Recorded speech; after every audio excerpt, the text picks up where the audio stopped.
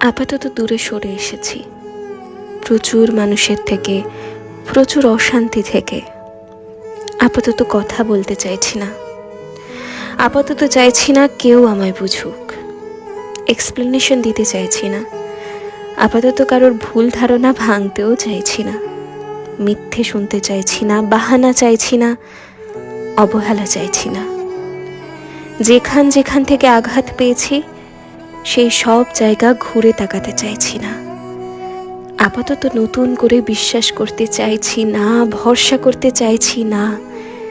একটু ভালোবাসা পাওয়ার লোভে এ দরজা ও দরজা হাত পাততে চাইছি না।